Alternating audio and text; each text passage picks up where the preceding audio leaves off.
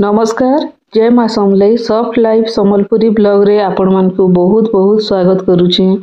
आजिर video रे आपण मानकु देखामी फूल बड़ी भजा बड़ी आउ कखारु बड़ी केंदारी बनासन जे आशा करुछे आपण मानकु आमर बड़ी बनावर प्रोसेस टा भल लागबा। आसन वीडियो के स्टार्ट करमा।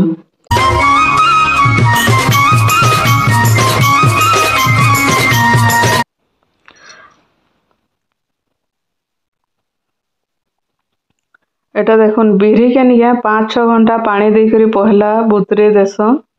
एटा देखुन बुतरा हिचे बिरी 2 केजी इन बाहर रखा हिचे। या टिके खरा बाजले निया पानी टिके गरम हले बेसी फुलवा बोले एटा बाहर रखी देइछो। तार परे देखुन कखारु बड़ी लागि एटा कखवार अछि। एटा कखारु के निया फास्ट पहला एटा काटी करी तार परे एटार छाली के चांची दिया हबा। आउ देखुन एंता छोट छोट करी कटा होची। इटा के निके ग्राइंडिंग कर देमी आउ गोटे कपड़ा रे दे देमी बोले तार पानी टा सब बाहरी जिबा आउ कंखार जेते ऊपरे से कपड़ा रे रही जिबा। तो देखुन एटा कटा चलीछे। एटा देखुन गोटे कखार के एंता करी एटा सब ग्राइंड करी के रखा हिचे न एंता देखुन पूरा चिपा हिचे एटा। एटा एतेटे पानी बाहरी छे कखारु। एटा देखुन पूरा सुखा कर एंतार चिपी देबे कपड़ा रे।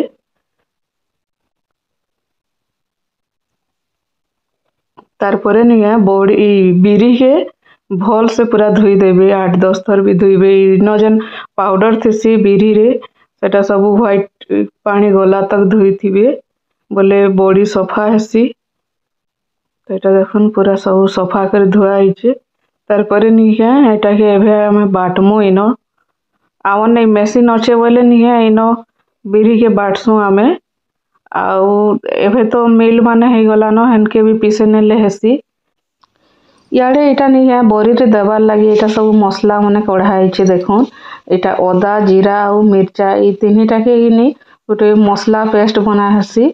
बेसी चिकन करी नि बाटी करी नि एटा टिके गुटा रखी कर बाटले भल हेसी। एटा देखुन बड़ी बनाले निके ई मसला एका हमें देसु कखारु बड़ी रे भी दिया जायसी फूल बड़ी रे भी कम हिसाबे देसु आउ भजा बड़ी रे भी ई मसला एका दिया हेसी। आउ एटा निके जन बड़ी बनाला टाइम रे जन बिरी के फेंदा जायसी हे टाइम रे देसु। तो देखुन एटा सब काढ़ी कर आपण मानकु देखे दिछे आपण माने बिरी रा क्वांटिटी हिसाबे किने एटा माने ई अदा जीरा आउ मिर्चा भी देखी करी मसला बनाबे जेते देवार कथा आपन के घरे जेते खायसन हंता हिसाबे ही एटा मसला रेडी करबे। इटा देखुन याडे निया एटा भजा बरे लगी राइस आउ याडे से कखारु बिहन भी रखा हिचे। आउ देखुन एटा भजा बड़ी रे नून भी दिया हेबा। कखारु बड़ी आउ फूल बड़ी रे तो ई सब नि दिया जाए एटा भजा बड़ी लगी रखिछे। आउ एटा गुटा देमा भजा बड़ी रे एटा के ग्राइंड नि करबे न ए राशि आउ ई जन कखारु मंजी अच्छे। आउ इटा निया ई सबू से बरी बनाला बेल के एका निया जन टिके फेनमा हे टाइम रे ही सबू के मिक्स करके भल करी फेन आयला तो हमर संबलपुरी भाषा रे निया से फेंटवाटा के फेनमा बरी फेनमा बोल कर कहसु। तो हे टाइम रे दिया जायसी सबू। याडे निके एटा देखुन ए बिरी एटा पूरा चिकन हे कर बाटी हे गला न एटा एबे अलगा जगह रे देखुन एटा काढ़ी दउछे। एटा देखुन आमे हमर घरर मेसिन रे एका बाटी करी नेमी बोले बेसी फेनबा के नि पड़े। आउ आपण माने जदी आगरु टिके बाटी करी आनिथिबे बोले बड़ी बनाला बेल के थरे भल से एटा सब के फेंटी देबे पूरा बेसी फेन आइले निए बड़ी बेसी फुलसी आउ भल हेसी सॉफ्ट बनसी बड़ी। तो एटा देखुन एटा इनके बाहर के आनली न आउ एटा जन से जीरा अदा आउ मिर्चा बाटी कर ग्राइंड करी जन रखा हेतिला निए ई टाइम रे यहादे एटा देई करी निए आ थरे फेनी देबे एटा के। तो देखामी आपण मानकु देखबे केंदार फेना जेसी जे बिरी के जेते फेनबे निए बरी हेते सॉफ्ट बनबा। तो एटा देखुन संगे संग मेसिन रे कढ़ा हिचे तथापि एटा फेंदी करी आमे पकामु। तो आपण मानो ई जिनिस के एका ध्यान देबे वे बिरी फेन आएबा बोली करी बेसी फेनबे टिके एटा देखुन एंता मिक्स करूथिबे।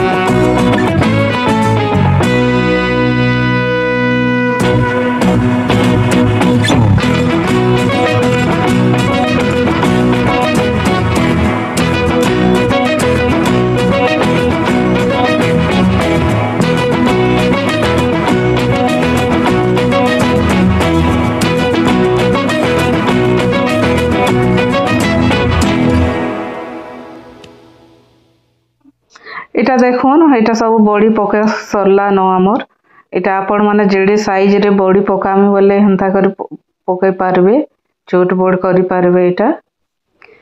तो आशा करूछे आज आपण मान को हमर बड़ी पकाला वीडियो भल लागिथिबा आ एंता करी भजा बड़ी फूल बड़ी आ कंखारू बड़ी पकासु आमे काना काना लागसी काना जे तो सब देखाली आ हमर वीडियोटा भल लागिथिले लाइक टे करबे आ एंता वीडियो देखवा लागि चाहुथिले चैनल के सब्सक्राइब भी करबे।